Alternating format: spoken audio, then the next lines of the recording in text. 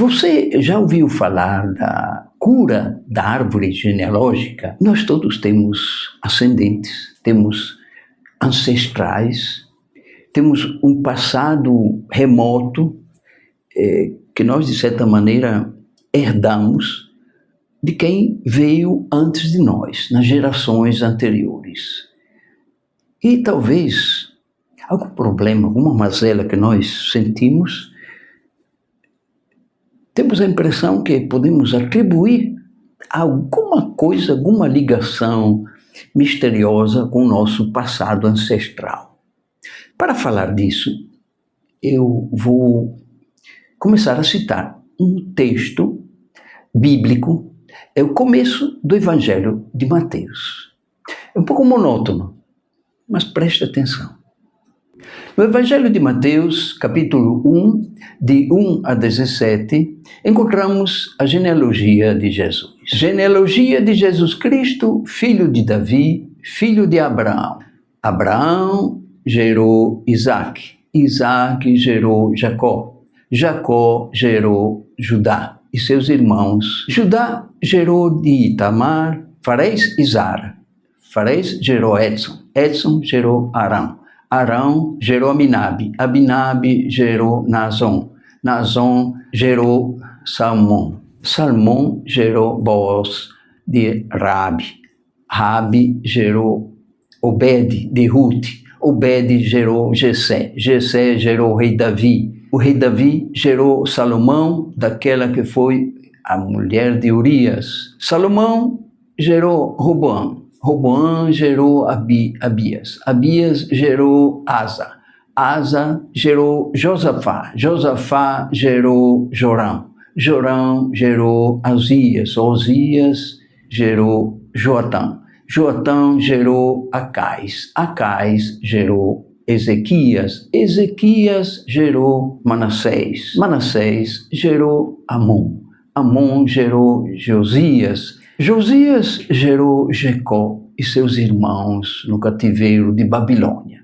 Depois do cativeiro de Babilônia, Jecônio gerou Salatiel, Salatiel gerou Zorobabel, Zorobabel gerou Abiúde, Abiúde gerou Eliaquim, Eliacim gerou Azor, Azor gerou Sadoc, Sadoc gerou Aquim, Aquim gerou Ebildes, Ebildes gerou Eleazar, Eleazar gerou Matã, Matã gerou Jacó, Jacó gerou José, esposo de Maria, da qual nasceu Jesus, que é chamado Cristo. Portanto, as gerações desde Abraão até Davi são 14.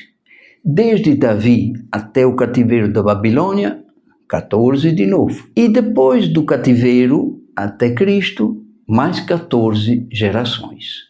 São citadas 42 gerações.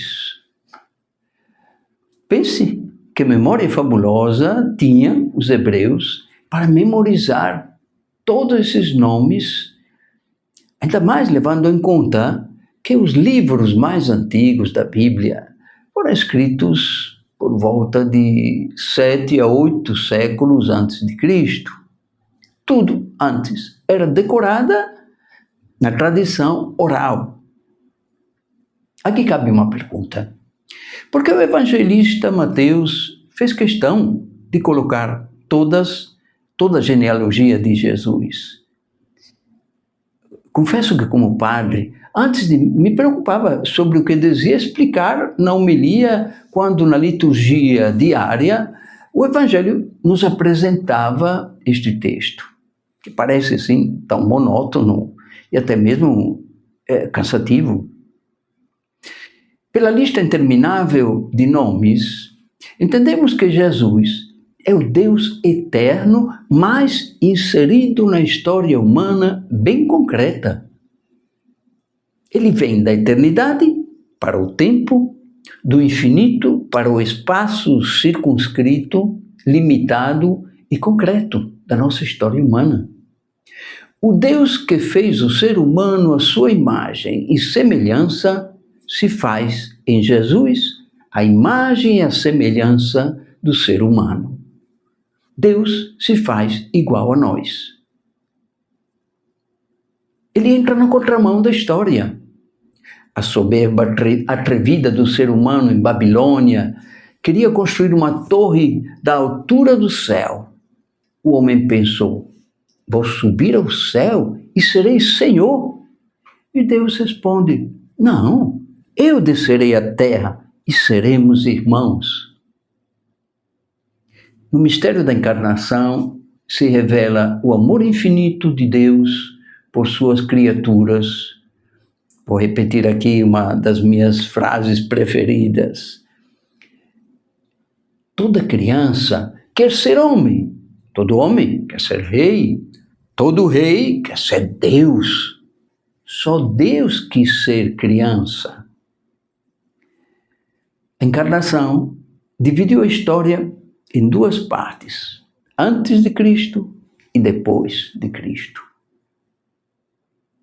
Na genealogia trazida por Mateus, há algo de surpreendente, de esquisito, até de escandaloso. Na ascendência de Jesus, na sua estirpe, nas gerações passadas da vida dele, entre os ancestrais dele são citados pecadores e pecadoras também. Essa é a história da salvação. Jesus Cristo, o Redentor, o Salvador, o Libertador do pecado, se fez em tudo igual a nós, com exceção do pecado, como diz São Paulo. A igreja chega a chamar de feliz culpa o pecado de Adão, porque só assim nós podemos conhecer um tão grande Salvador. Jesus é o centro da história humana, mas também nós fomos inseridos, enxertados na história de Jesus. Jesus veio ao mundo por cada um de nós, para cada um de nós. Por causa dele, no nosso batismo, nós recebemos um transplante do DNA de Deus e nos tornamos filhos e filhas de Deus. Na nossa herança genética, tem um aspecto humano e outro aspecto divino. Nós somos o resultado do amor de Deus e do amor de nossos pais ao mesmo tempo. Mas, olhando a lista da nossa árvore genealógica, percebemos que somos também o resultado da vida de tantas outras pessoas que nos precederam. Você já pensou na quantidade de antepassados que você tem? Todos nós temos um pai e uma mãe. É daí que começa a nossa ascendência. Preste atenção nessa matemática. Pais, 2. Avós, 4. Bisavós, 8. Sabe o nome deles? E a partir daqui, a cada geração que vamos, é uma progressão geométrica. Então, de 8 passa para 16, de 16 para 32, de 32 para 64, de 64 para 128, de 128 para 256, 256 para 512, de 512 para 1024, de 1024 para 2048, pronto. E mais uma geração total de 11 gerações, 4.094 ancestrais. Se fosse 12 gerações, atingiria 8.188 ancestrais. A progressão geométrica acima nos ajuda a entender melhor a abrangência do número de pessoas que fazem parte da nossa origem histórica, se considerarmos os últimos 300 anos aproximadamente antes do nosso nascimento. Pense quanta gente envolvida, pense um instantezinho. Quantas lutas, quantas guerras, quanta fome, quantas dificuldades e desafios todos esses antepassados enfrentaram. Por outro lado, quanta força, quanto amor, muitas alegrias, estímulos, quanto instinto de sobrevivência cada um deles teve dentro de si para que hoje estejamos aqui vivos. Nós só existimos graças a tudo que cada um deles passou. Nós somos em grande parte resultado de um passado. Deveríamos reverenciar com gratidão todos os nossos antepassados. Sem eles, não teríamos a felicidade de conhecer o que é a vida. No nosso DNA está um pouco de cada um deles e delas. Gratidão a Deus, e a eles e a elas também. Certa vez, enviei esse texto acima para uma senhora que me havia pedido se eu podia ajudá-la a fazer a cura da árvore genealógica dela.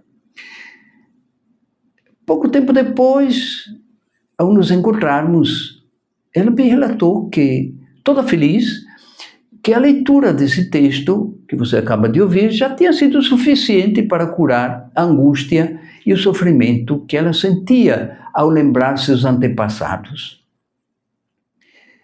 Mas aí resolvi, então, aprofundar um pouco mais o que aquela senhora captou nas entrelinhas que eu acabei de passar para você. Realmente, quase todos nós, pelos vínculos que nós temos com os nossos antepassados, muitas vezes sentimos necessidade de cura dessa árvore genealógica como um processo de reconciliação com o nosso passado.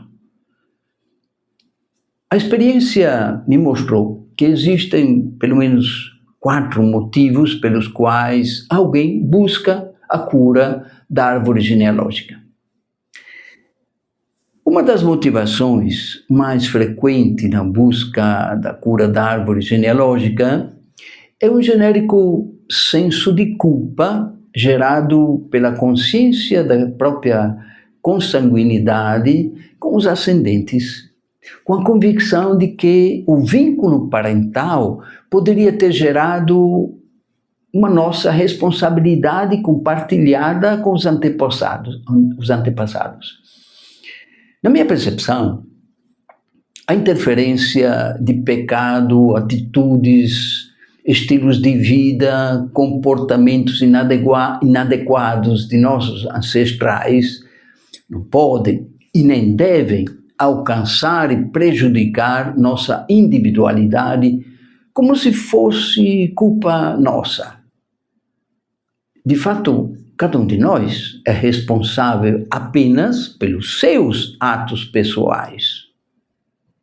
Por isso, a cura da árvore genealógica não deve ser a tentativa de desvincular-se da influência dos antepassados, como se sempre a culpa dos nossos erros fosse deles e não nossa. Nesse contexto, percebemos a importância de perdoar os erros cometidos pelos nossos ancestrais e, ao mesmo tempo, nos perdoarmos no que se refere a esses mesmos pecados alheios. Afinal, nós não somos responsáveis pelo pecado das gerações passadas. Seja como for, o amor e a misericórdia de Deus já curaram o passado de toda a humanidade. Pecados e mazelas na morte e ressurreição de Jesus Cristo. Outra motivação para buscar a cura da árvore genealógica seria pelo medo de ser alcançado por uma eventual maldição proferida por algum antepassado. Apesar da crença bastante difusa de que uma maldição possa realmente atingir as pessoas alvo da mesma, essa crença não se sustenta na lógica da justiça e da misericórdia divina, ou seja, não seria justo Deus ser obrigado a cumprir o que foi proferido pela maldade de uma pessoa humana, talvez no momento de raiva. Outra razão para buscar a cura da árvore genealógica poderia ser quando alguém tem um receio de ter chegado a si próprio resíduos de contaminação com o passado ou resquícios de misturas de fatos como suicídios, abortos provocados, adultérios ou de ambientes frequentados por pessoas envolvidas com feitiço, macumba, pactos diabólicos, catimbó, bruxarias e afins. Também nesse caso, não seria necessária a preocupação em buscar a cura da árvore genealógica, porque o poder de bruxos, macumbeiros, catimbozeiros e afins é zero. No entanto, preste atenção, precisamos sim levar em conta que acreditar que eles possam provocar algum mal contra quem quer que seja é dar a eles um poder que, na verdade, eles não têm. De fato, apesar de ser apenas uma crendice, ela é um tipo de fé também, como tal, tem a força de fazer acontecer o que a pessoa teme que aconteça. Nesse caso, o problema não é fazer a cura da árvore genealógica, mas se convencer de que todas essas forças são inócuas quando a pessoa tem consciência de que elas não têm poder nenhum. Nesse caso, o problema não está na árvore genealógica, mas está exatamente na pessoa que quer fazer a cura da sua árvore genealógica, porque dá crença aquilo que eu acabei de dizer. Há também uma quarta motivação para buscar a cura da árvore genealógica.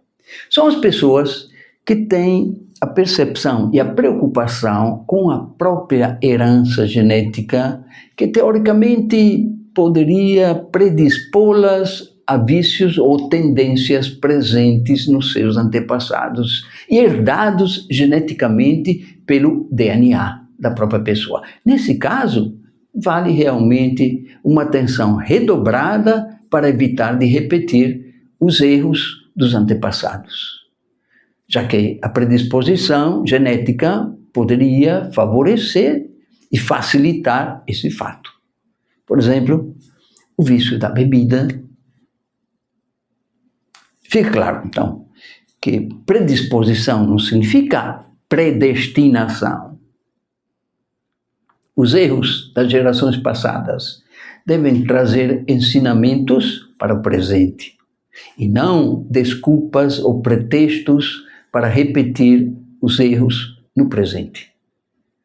Concluindo, repito aquilo que já falei acima, antes. O amor e a misericórdia de Deus já curaram o passado de toda a humanidade. Pecados, mazelas. Como? Na morte e ressurreição de Jesus Cristo, tudo isso foi curado. Cabe a cada um de nós, então, viver no presente, um presente que seja exemplo para as gerações futuras. Amém.